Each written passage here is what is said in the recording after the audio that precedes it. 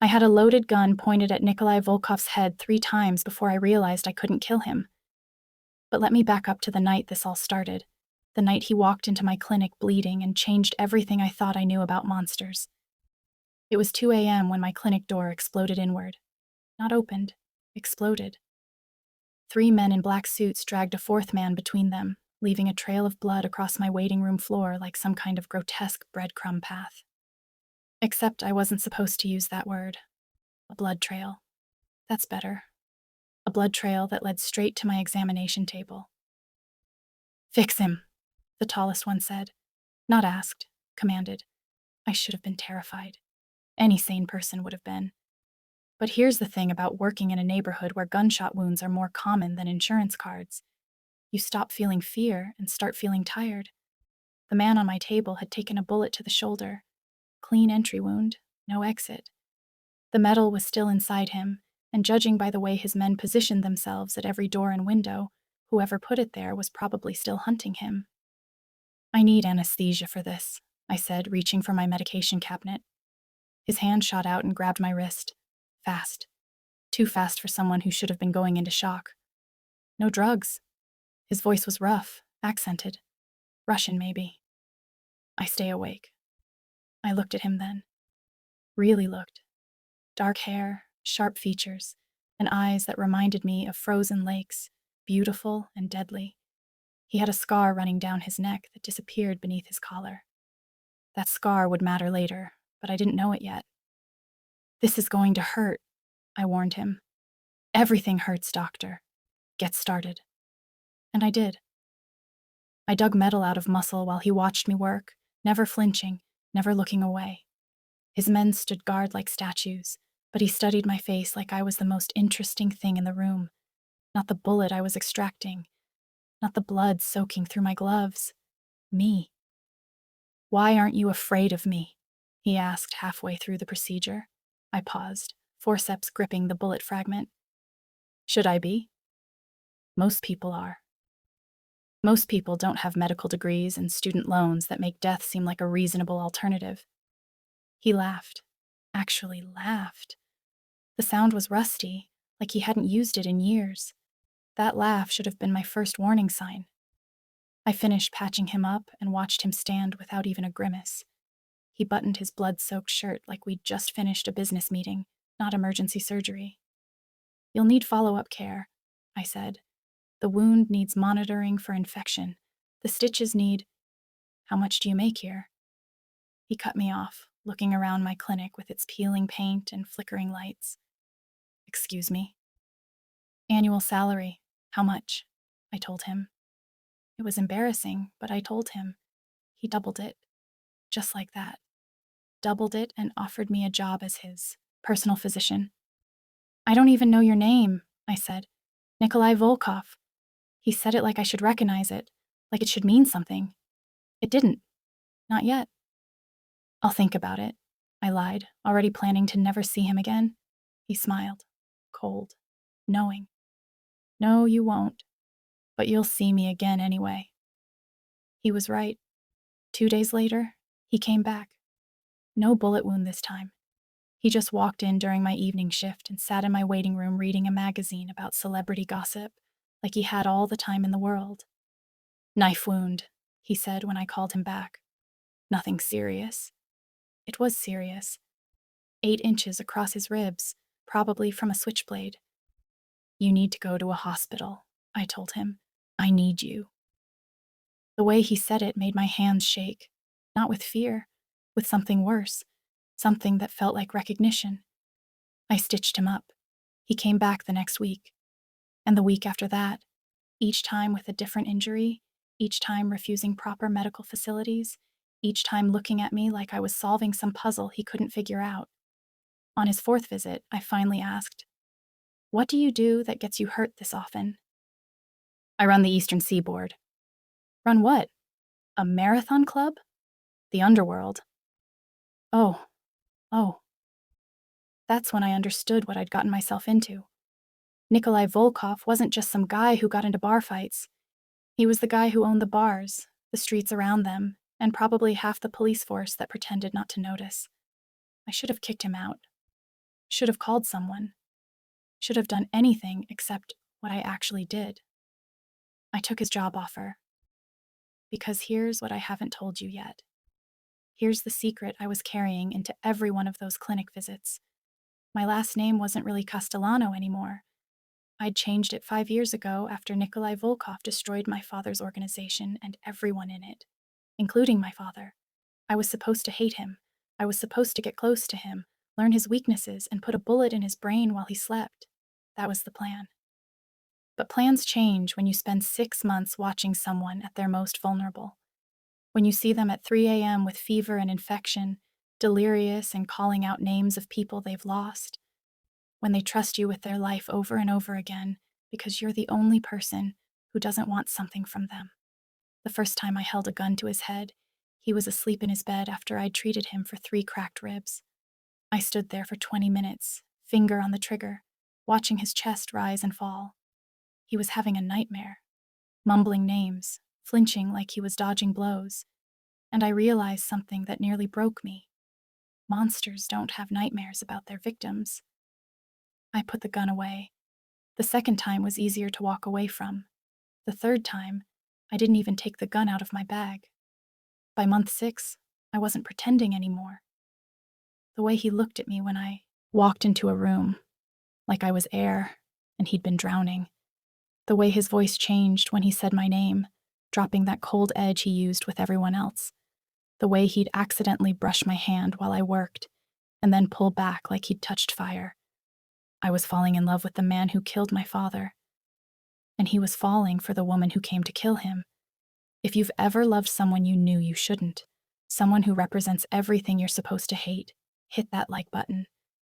Because you'll understand what happened next. We were 6 months into this dangerous dance when everything fell apart. I was at his estate, late evening, finishing up a check on an old shoulder injury that kept bothering him. He'd walked me to the door like he always did, this small gesture of normalcy in his world of violence. "Same time next week?" I asked. "Iris." He said my name like it hurt. "I need to tell you something." But he never got to finish that sentence. His head of security, Dmitri, came running from the main house. "Sir, we have a situation." Nikolai's entire demeanor changed. The man who'd been looking at me with soft eyes became something else, something cold and calculated. "Get her out of here," he told Dmitri. "No." I don't know why I said it.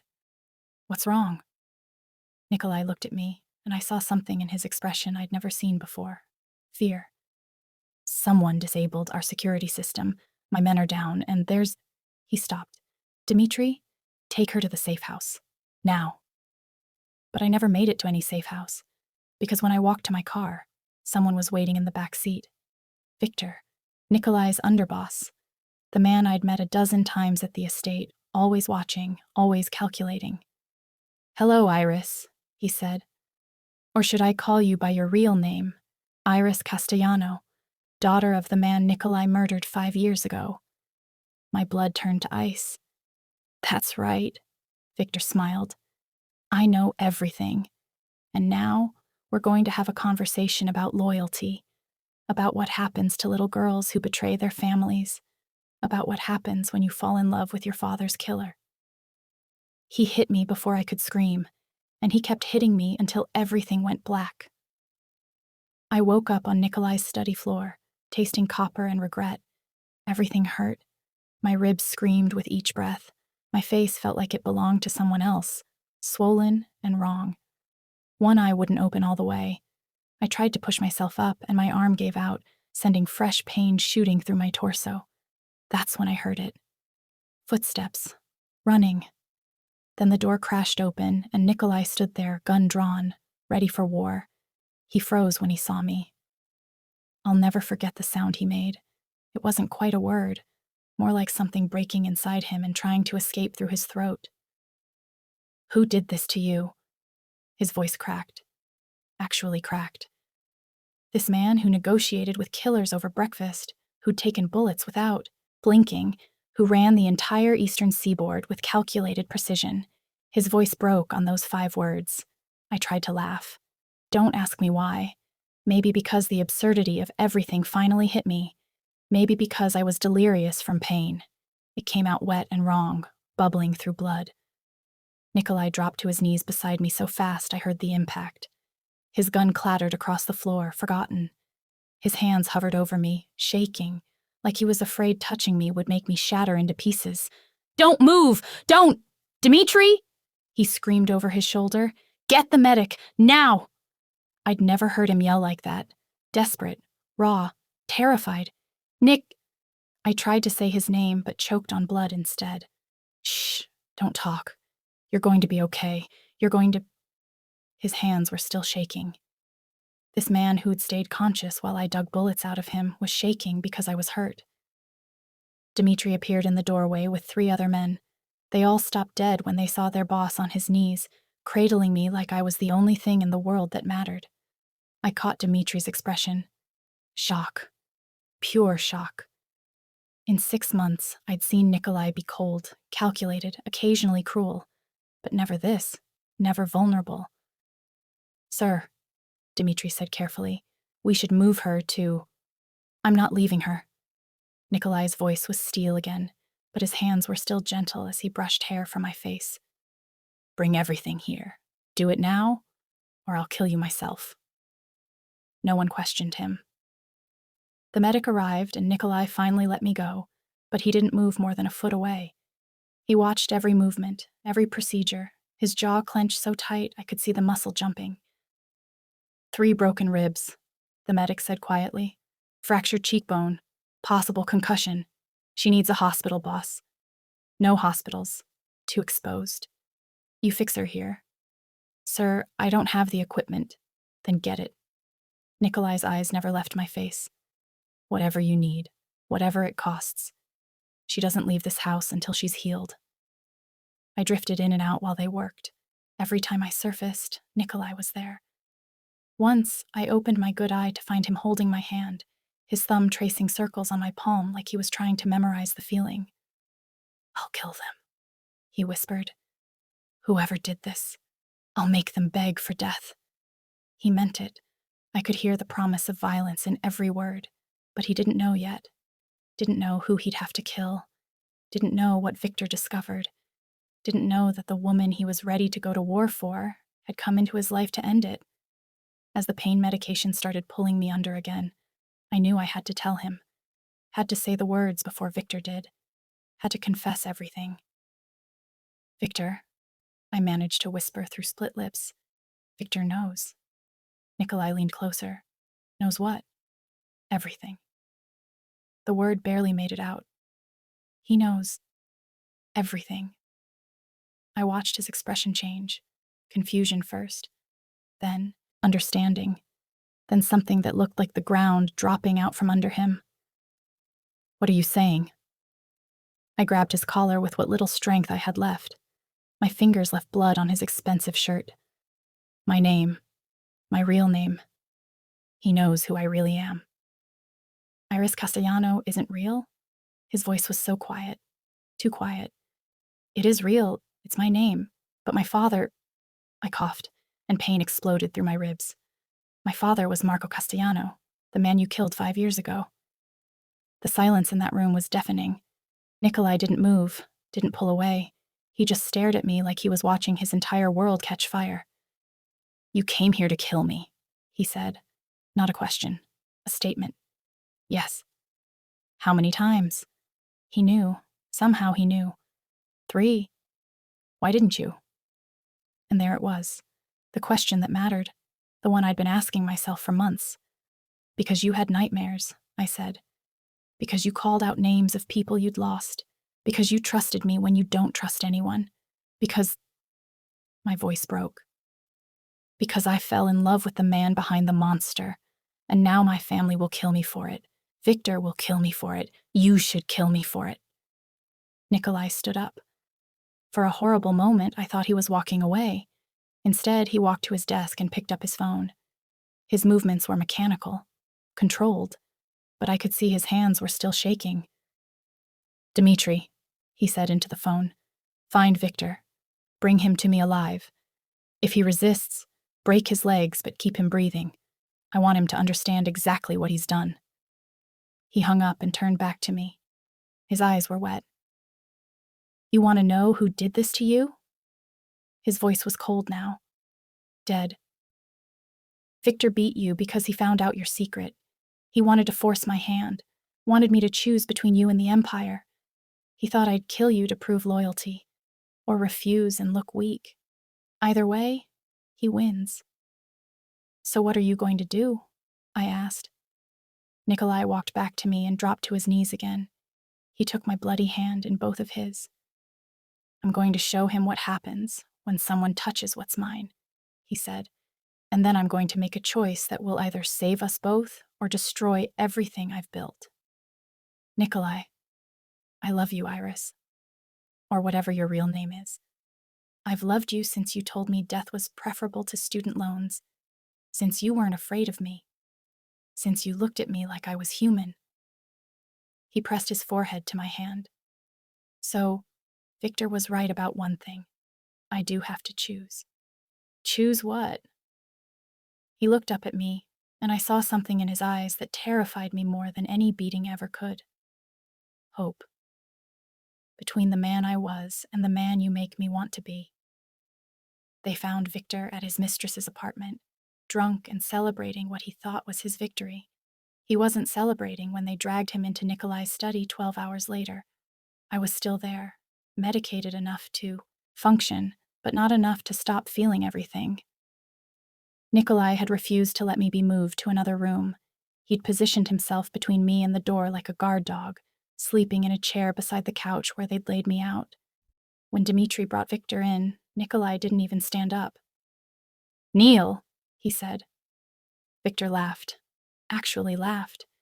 His lip was split from where Dmitri had convinced him to come along, but he was still smiling. "You're really going to do this over some girl? Over the daughter of—" I said Neil. Something in Nikolai's voice made Victor's smile disappear. He dropped to his knees. "You beat her," Nikolai said conversationally. "You came into my home, disabled my security, knocked out my men, and beat a woman under my protection. Want to explain your reasoning?" "She's Castellano," Victor spat. "Marco Castellano's daughter. She came here to kill you, boss. I was protecting you. By beating her nearly to death and leaving her on my floor? By forcing you to see what she really is. A traitor, a spy, an enemy." Victor's eyes gleamed with something ugly. "I gave you a choice. Kill her and prove you're still the man who built this empire, or refuse and show everyone you've gone soft. Either way, I win. Either way, the organization sees the truth." Nikolai finally stood. He walked to his gun cabinet with measured steps.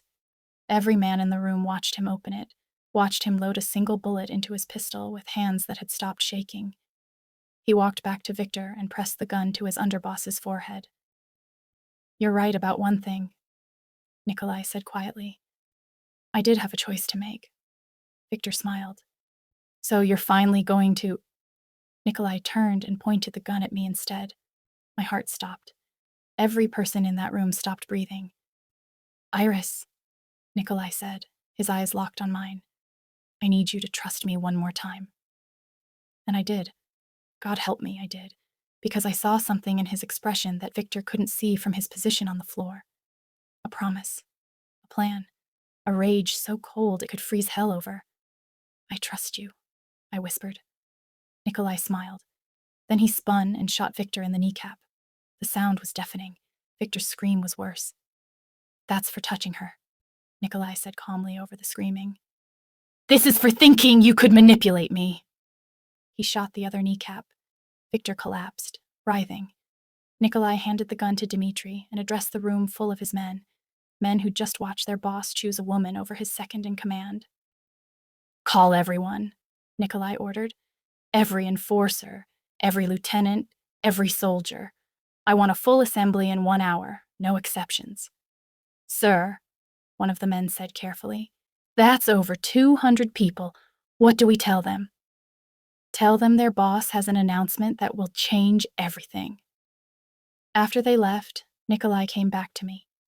He knelt beside the couch and took my hand like he had before, like I was something precious instead of something that had lied to him for 6 months. "I'm sorry," I said. Because what else could I say? For what? For losing your father? For wanting revenge? For failing to kill me? He brushed his thumb across my knuckles. "I killed Marco Castellano, Iris. I put 2 bullets in his head and burned his empire to the ground. If you'd succeeded in shooting me, it would have been justice. Not murder, justice. Then why didn't you let Victor kill me? Because justice isn't the same as right." He pressed his lips to my hand. "And because I've spent 5 years becoming a man your father would have been proud to kill. I don't want to be that man anymore." The assembly happened in Nikolai's main warehouse, the only space big enough for his entire organization. They carried me there on a stretcher because Nikolai refused to leave me behind, refused to let me out of his sight. I watched from a raised platform as over 200 men filed in. Soldiers, enforcers, lieutenants. All of them loyal to Nikolai, all of them now staring at the broken woman beside their boss and the bleeding underboss dragged to the center of the floor. Nikolai stood at the edge of the platform, looking down at his empire. "Victor believed I had to make a choice," he began. His voice carried across the space without him needing to shout. "Between this woman and all of you, between love and loyalty, between weakness and strength." The room was silent. "He was wrong," Nikolai continued. "There is no choice, because I already made it 6 months ago when I hired Iris Castellano. Yes, Castellano, daughter of the man I killed, when I hired her knowing something about her didn't add up but not caring, because she looked at me like I was human." He turned to face his men directly. "Victor discovered her identity. He beat her. He left her on my floor as a message. He wanted me to kill her to prove I valued this empire over her life." Nikolai's voice dropped to something deadly. "He thought threatening her would make me stronger. Instead, it showed me exactly who I've become. And I don't like that man very much." Someone in the crowd shifted. Whispers started. "So here's what's going to happen," Nikolai said. "I'm going to execute Victor for treason, not for discovering a spy, for beating a woman under my protection and thinking he could use her to manipulate me, for believing that attachment is weakness when it's the only thing that's made me question whether building an empire on fear is worth the cost." He walked down to where Victor lay bleeding. "Any objections?" Nikolai asked the room. Silence. He shot Victor in the head, 1 bullet, clean, final. The sound echoed. No one moved. Nikolai turned back to his organization. "I built this empire on the belief that emotion was weakness, that loyalty was bought, never given, that caring about someone more than power would destroy you. I was wrong." He climbed back onto the platform and stood beside me. "The weak man isn't the one who has something worth dying for," he said. "The weak man is the one who has nothing at all, who lives and kills and builds empires and dies alone because he was too afraid to let anyone matter." I saw it then. Half the room agreeing, half looking uncertain. A fracture forming in his organization. "I love this woman," Nikolai said. "She came here to kill me. She had 3 opportunities and couldn't pull the trigger. Want to know why?" He looked down at me, and I saw my cue. This was my moment to either save us or condemn us both. I struggled to sit up. Every movement hurt, but I needed them to see my face, needed them to see what Victor had done. "Because I watched him have nightmares," I said, my voice carrying pain and truth. "I watched the most dangerous man on the eastern seaboard call out names of people he'd lost. I watched him trust me when he doesn't trust anyone, and I realized that monsters don't have nightmares about their victims. Only men do." The room stayed quiet, but I saw some faces change, saw recognition, understanding. "My father was a criminal," I continued. "So was his father, so was Nikolai. We're all swimming in the same bloody water. But the difference between a man and a monster is what you do when you realize you could be something else, someone better." Nikolai squeezed my hand. "But here's the problem," he said to the room. "Iris has family left. Her uncle, Roman Castellano, runs what remains of their organization. He sent her here to kill me. She failed. And now her own blood wants her dead for falling in love with me. He paused, letting that sink in. So, I'm going to do something unprecedented. I'm going to call Roman Castellano and request a summit. I'm going to offer him something no one in our world has ever surrendered willingly. Nikolai's voice was steady, final. Peace, territory, partnership, whatever it takes to keep her alive. The whispers got louder. This was insanity. This was business suicide. If any of you want to challenge this decision, do it now, Nikolai said. If you think I've gone soft, if you think love has made me weak, step forward. We'll settle it the old way. No one moved, but I saw the faces. Some loyal, some calculating, some already thinking about how this changed the power structure. Dmitri stepped forward. Boss, even if you convince Roman not to kill her, giving up territory shows weakness. Other families will see opportunity. They'll come for us. Let them come, Nikolai said. I'd rather fight an honest war than spend another day pretending I don't have something worth protecting. He pulled out his phone. Every eye in the warehouse watched him scroll through his contacts and press call.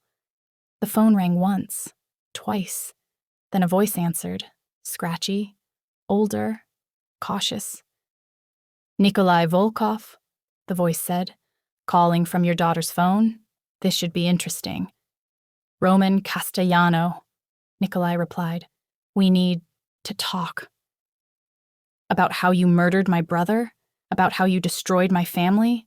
About how you seduced my niece into betraying everything she was supposed to stand for? About how we stop this before more people die.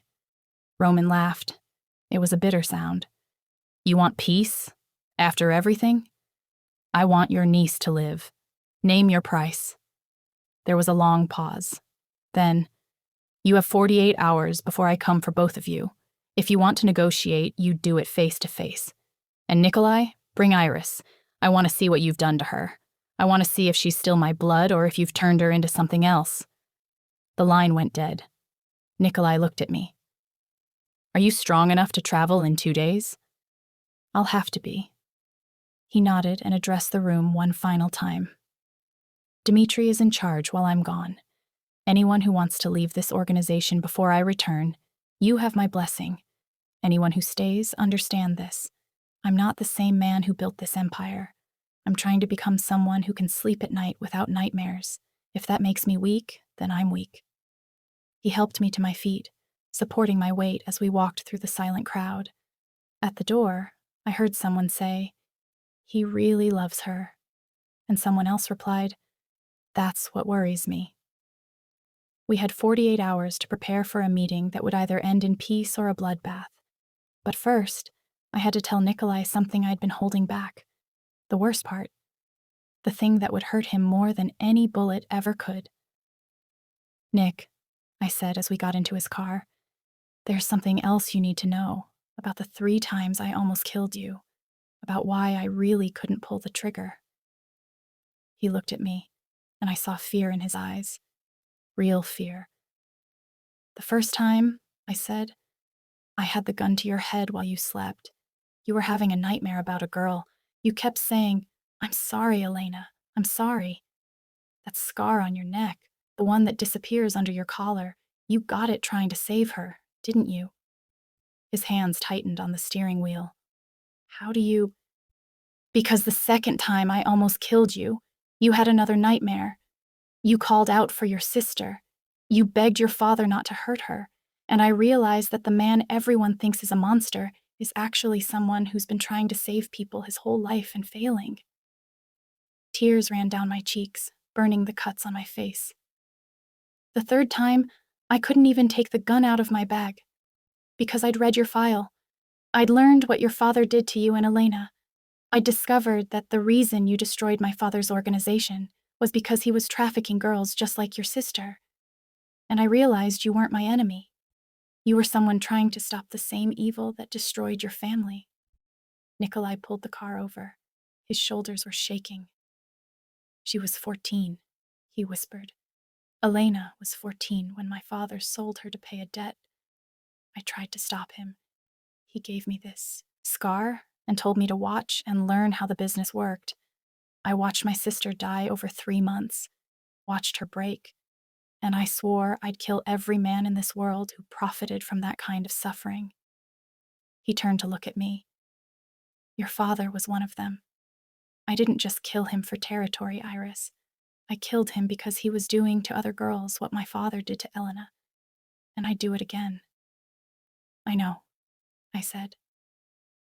That's why I couldn't kill you, because you're not a monster.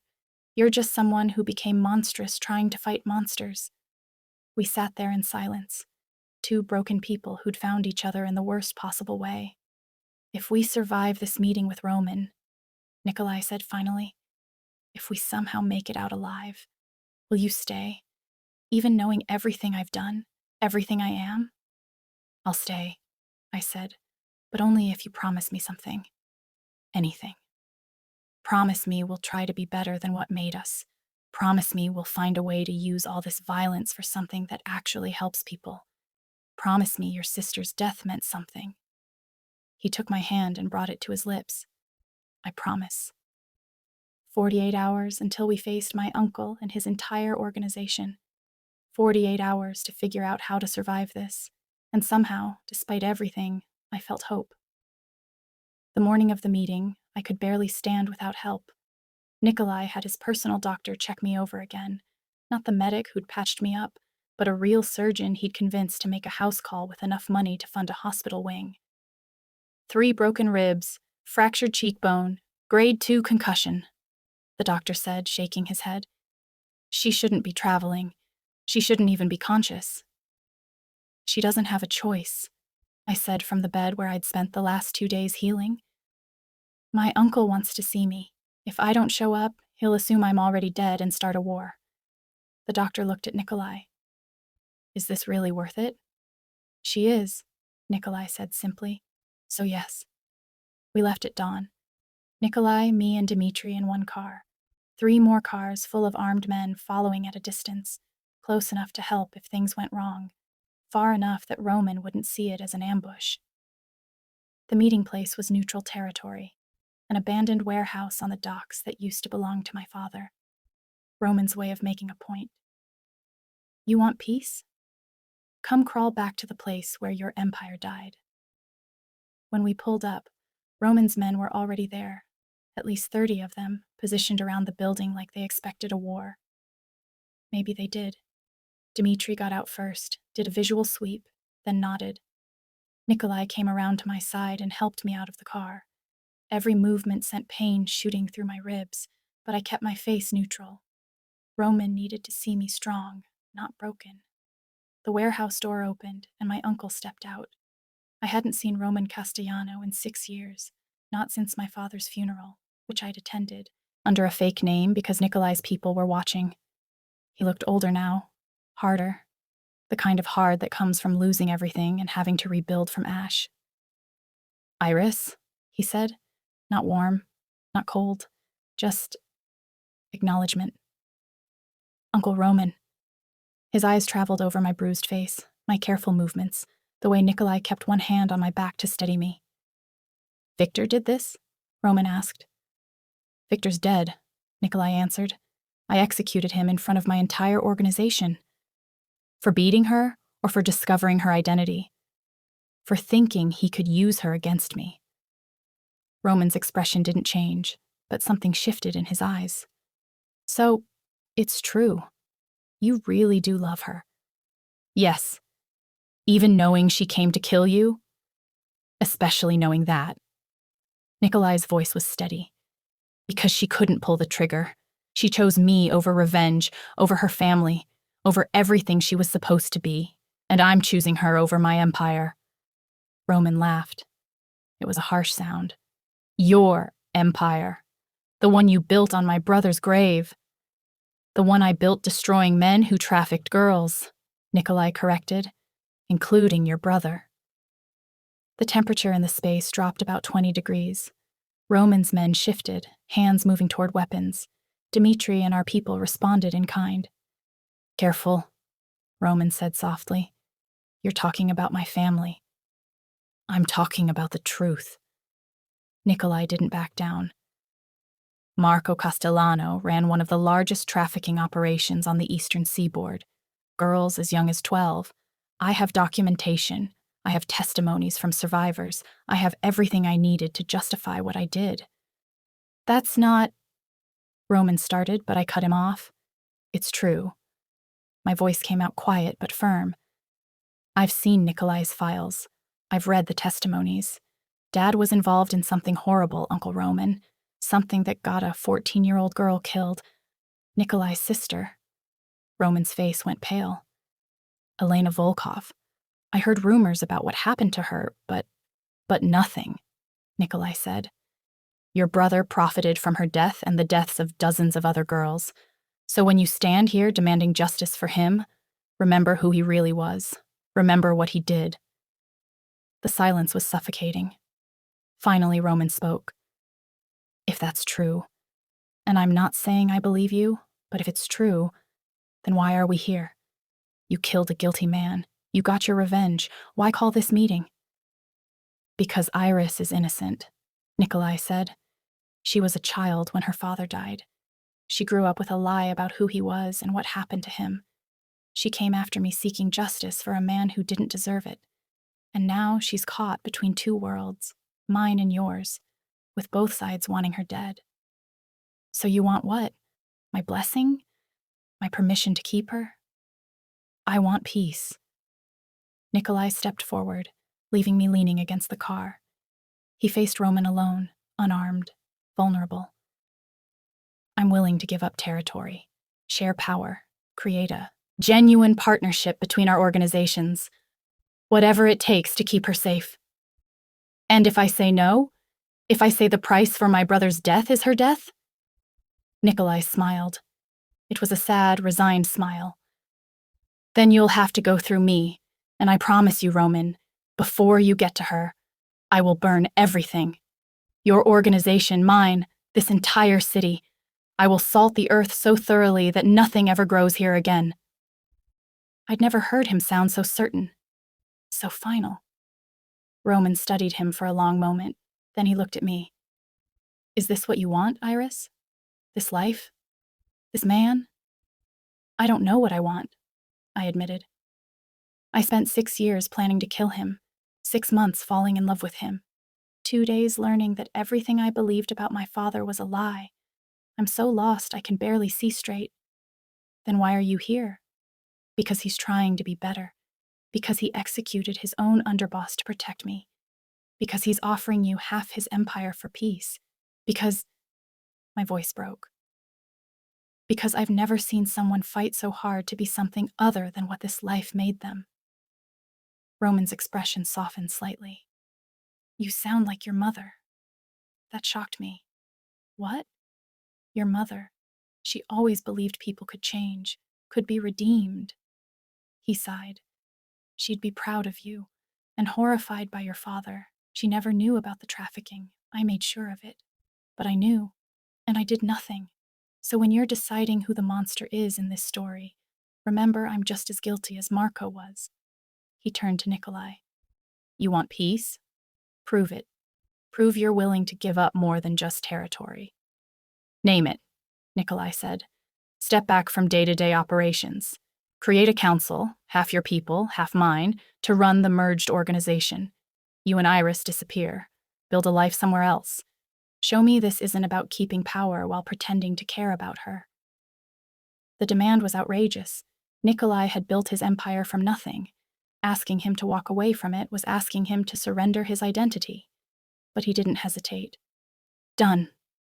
Everyone in that warehouse, Roman's men, Dmitri, our people, stared in shock. You're serious, Roman said. I'm serious. I'll hand over control to a joint council. I'll leave the city, the organization, all of it. As long as Iris is safe, as long as we can build something better than this. Roman walked over to me. He put his hands on my shoulders, careful of my injuries, and looked me in the eyes. Your father would have killed you for this betrayal, he said quietly. But your mother would have understood. So I'll give you what she couldn't give him: a chance to be happy, a chance to get out before this life destroys you completely. He stepped back and addressed both of us.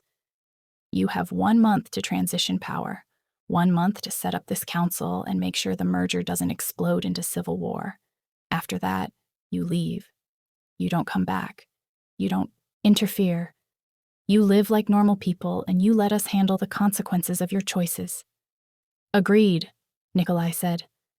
And Iris, Roman added, if he hurts you, if he treats you like property, if he becomes the man he used to be, you call me. Blood is blood. I'll come for you. Tears burned down my cheeks. Thank you.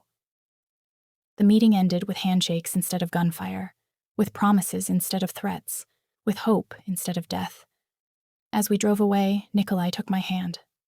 1 month, he said. 1 month to end everything I've built, everything I've been, and start over. Are you scared? I asked. Terrified? You? More than I've ever been in my life. He brought my hand to his lips. Good.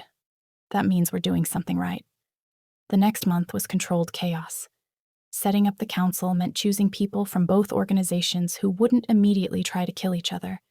It meant negotiations that lasted until dawn. It meant compromises that left everyone unhappy but alive. It meant watching Nikolai systematically dismantle his own empire and hand it over to others. And through it all, he never complained, never wavered, never looked back with regret. On the 28th day, one of Nikolai's oldest lieutenants pulled me aside. I've worked for him for 15 years, the man said. I've seen him do terrible things, but I've never seen him happy. Not until you. So, wherever you two are going, whatever life you're building, take care of him. Make it worth what he's giving up. I will, I promised.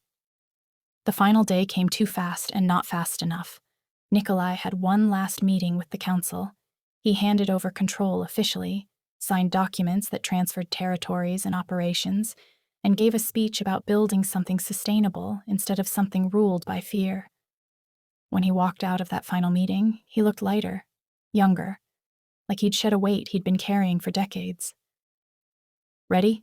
He asked me. Where are we even going? He smiled. I bought us a house, small town, 3 hours from here, quiet, normal, the kind of place where no one knows our names or our history. What will we do there? I have an idea about that, but I'll tell you on the way. We left at night, just the two of us in one car, all our belongings fitting in the trunk. No guards, no weapons, no empire, just two people trying to figure out how to live without violence. As we drove through the city one last time, Nikolai told me his plan. Security consulting, he said. We help people escape dangerous situations, domestic violence, stalkers, trafficking situations. We use everything we know about this world to help people get out of it. I stared at him. You want to save people? I want Elena's death to mean something. I want your father's crimes to be answered with redemption instead of more violence. I want us to be better than what made us. That's going to be hard work, I said. Harder than killing people. Different kind of hard. He reached over and took my hand. We'll figure it out together. And somehow, driving through the night toward an uncertain future, I believed him. If you've ever walked away from everything you knew for a chance at something better, share this story. Because sometimes the bravest thing you can do is admit the life you built isn't the life you want anymore. And if you're really enjoying the story, drop a comment and tell us where you're watching from. We love hearing from you. Our first 6 months away from that life was harder than any year I'd spent in it. Nikolai struggled with normalcy, like it was a foreign language he'd never learned. He'd wake up at 3 a.m. checking windows and doors, convinced someone was coming. He'd tense every time a car drove past our house. He'd analyze strangers at the grocery store like they were potential threats. But slowly, gradually, he started to relax. We started the security consulting business from our spare bedroom. At first, clients were skeptical. 2 people with no verifiable background claiming they could help with dangerous situations. Then word started spreading. Quietly. through networks that existed underneath normal society. We were good at it. Too good.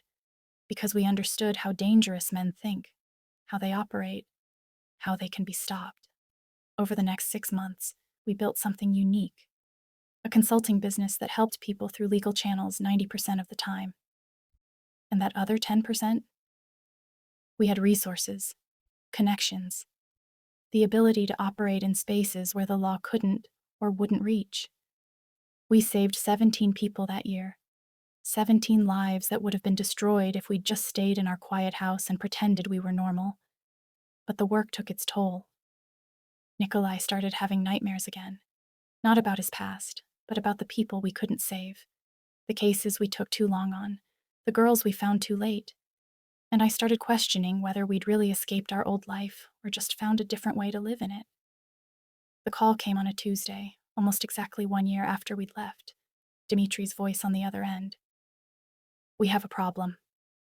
We don't have problems anymore, Nikolai said. I'm out, remember?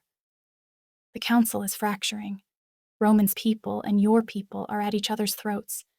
We've had 3 killings in 2 weeks. If this doesn't stop, we're heading toward a full civil war. Nikolai closed his eyes. That's not my problem. They're asking for you, both sides. They want you to come back and mediate before this explodes. No. Boss. I'm not your boss anymore. I gave that up. I'm not coming back. He hung up, but the calls kept coming. Different people, same message. The peace was falling apart. The merger was failing. They needed Nikolai. After the 5th call in 3 days, I found him sitting on our porch at 2 a.m., staring at nothing. You want to go back? I said. No, I really don't. But you think you should. He looked at me. I built that peace. I promised Roman it would work. I can't just let it collapse because I wanted a quiet life. So what are you thinking? I'm thinking, he said slowly, that maybe there's a middle way. Maybe I can go back for a week, help them stabilize, fix whatever's breaking, then come home, to you, to this life. I sat down beside him. And what if they don't let you leave again? Then you come get me, like you promised Roman. Blood is blood. He said it with a smile, but I heard the fear underneath. Okay, I said. 1 week. You go, you fix what's broken, you come home, and I'm coming with you. Iris, not negotiable. You think I'm letting you walk back into that world alone? We're partners.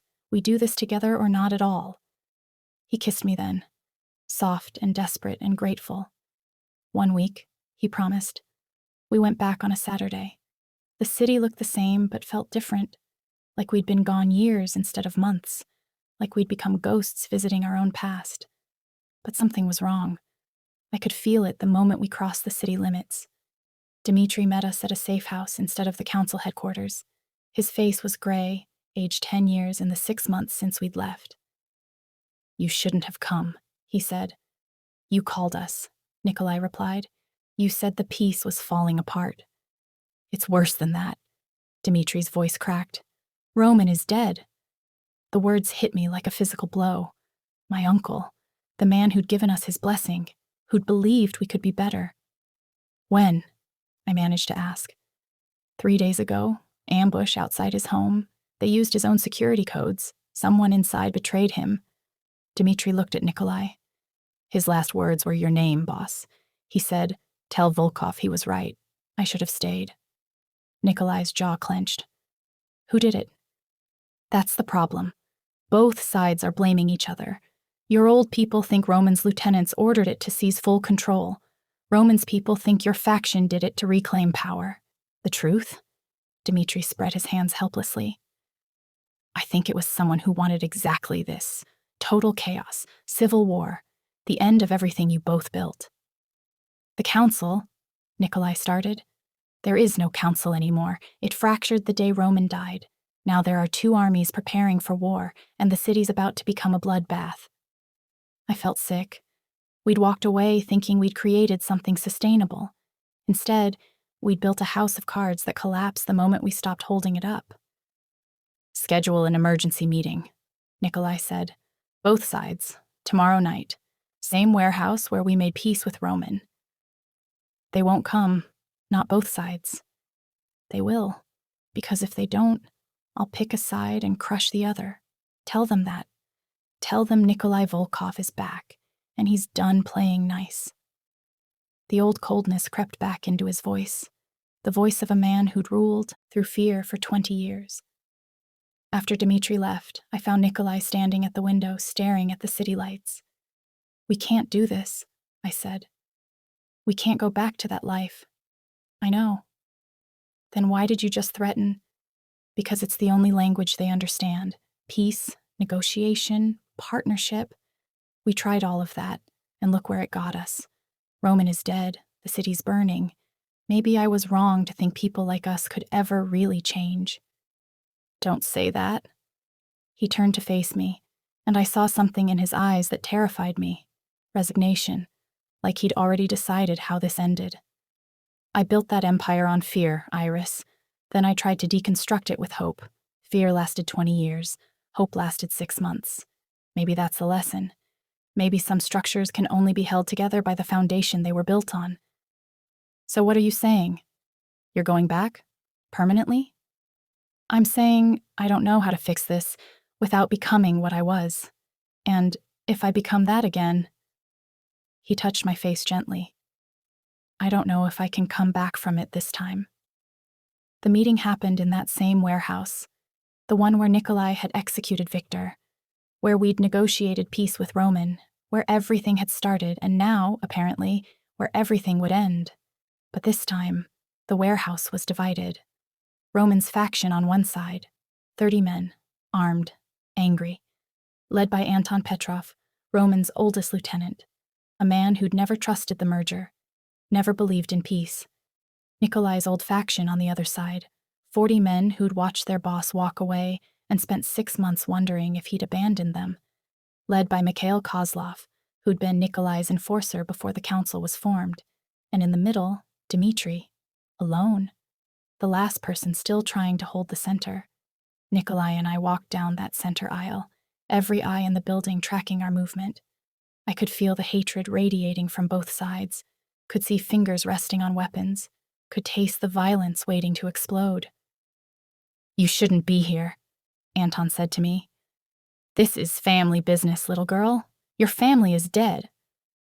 "Roman was my family," I shot back, "and someone in this room murdered him." "Yeah, Volkov's people, because your monster husband couldn't stand losing control." "That's a lie," Mikhail interrupted from the other side.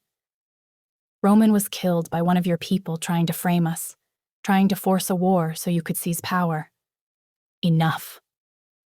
Nikolai's voice cut through the argument like a blade. "I didn't come here to litigate who killed Roman. I came here to tell you what happens next." "What happens next?" Anton laughed bitterly. "You tell us, then you disappear again? You ride in like some savior, give orders, then leave us to clean up your mess?" "He's right," Mikhail added, and I saw Anton's surprise that his enemy was agreeing with him. "You left us, boss. You chose her over everything we built. So why should we listen to you now?" Nikolai looked at both sides. When he spoke, his voice was quiet, deadly.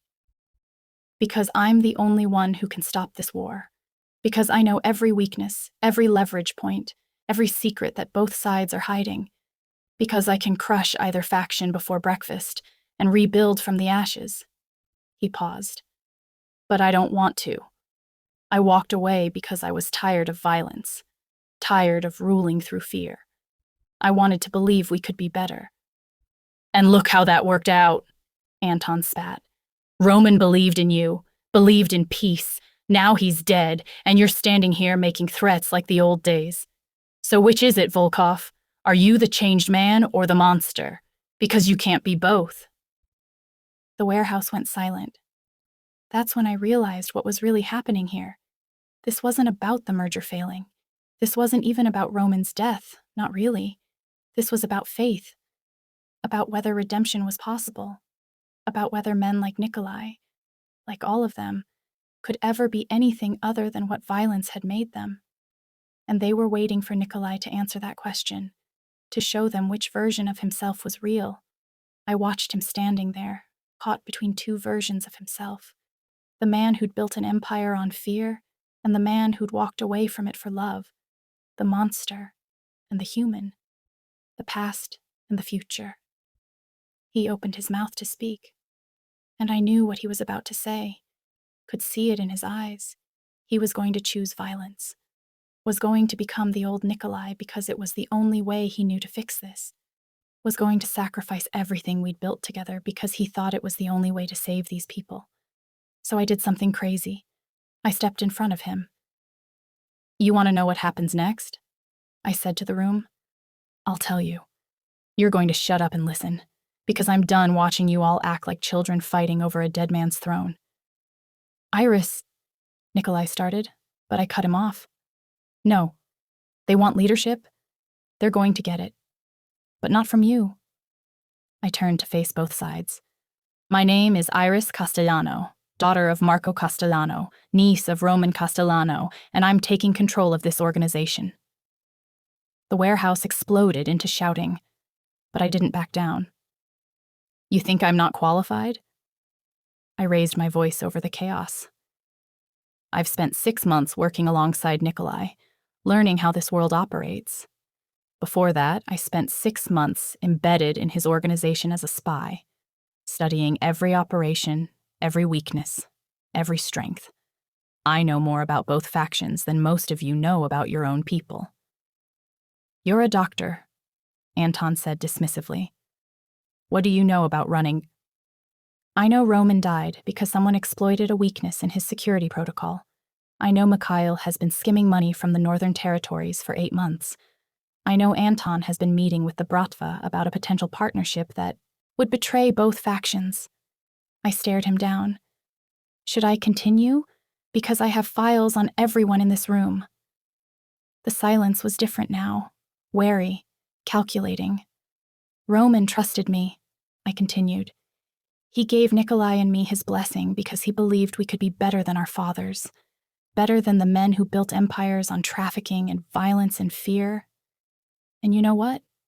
He was right. Not because we're special, but because we chose to be." I walked toward Anton's side of the room. "You think Nikolai's people killed Roman? Fine. Let's investigate. Public tribunal, full transparency. We'll find the truth and punish the guilty." Then I walked toward Mikhail's side. "You think Roman's people are trying to frame you? Same deal. We'll expose every conspiracy, every betrayal, every lie." I stopped in the middle, between both factions. "But here's what you need to understand.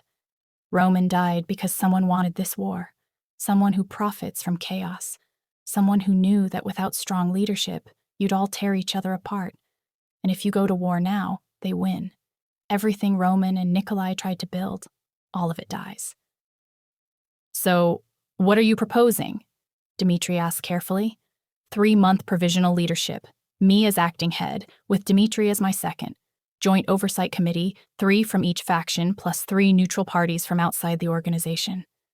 Full investigation into Roman's death, with the findings made public to everyone. I looked at Nikolai. And Nikolai stays away, completely, because the only way this works is if you all learn to function without him. "You can't be serious," Mikhail said. "A woman who's never run an operation, who's been out of the life for 6 months, you think—" "I think I'm the only option that doesn't lead to war," I interrupted. "I have legitimacy with Roman's people because I'm blood. I have credibility with Nikolai's people because I've proven I can handle dangerous situations, and I don't have ambitions to keep this job permanently, which means I won't build a power base that threatens either side." "Why should we trust you?" Anton asked. "Because unlike everyone else in this room, I don't want power. I want to go home. I want to live quietly with the man I love.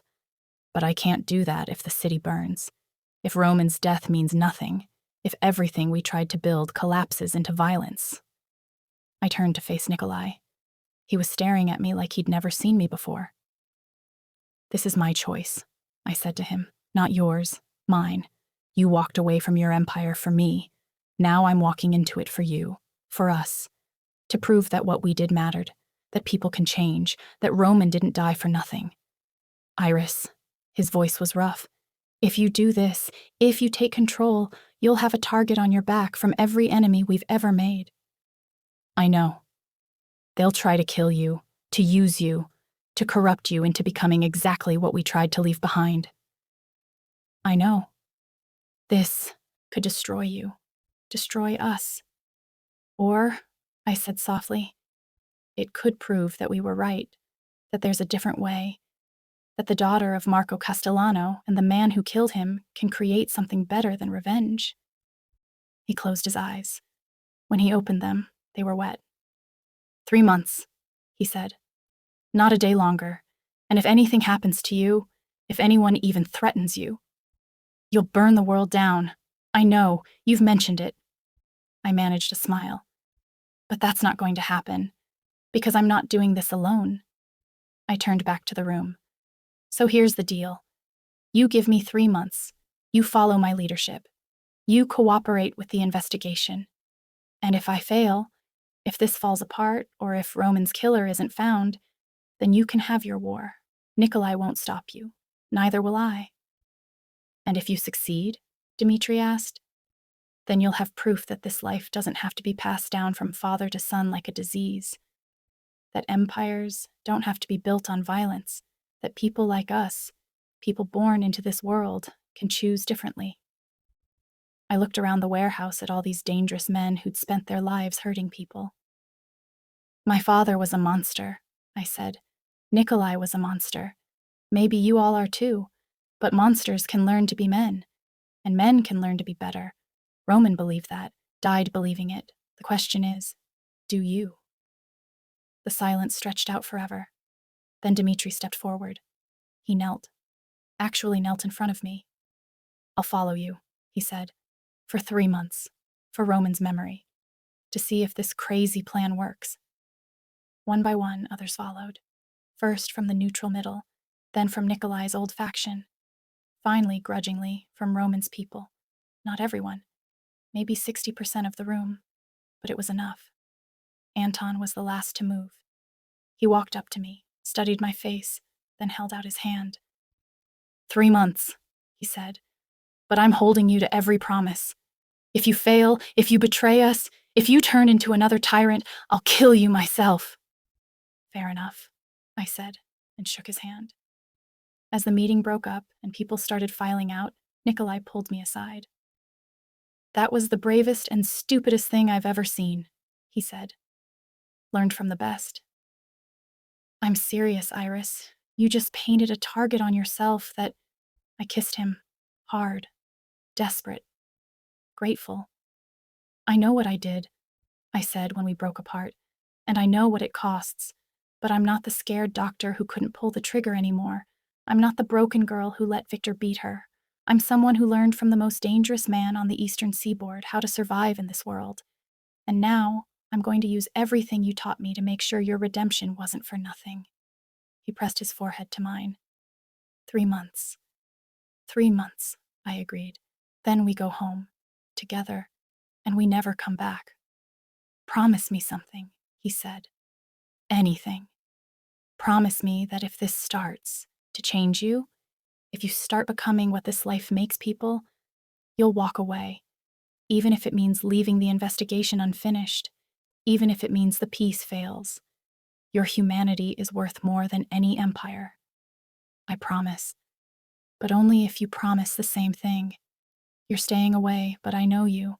You'll be watching, worrying, wanting to step in and fix things. Promise me you'll trust me to handle this.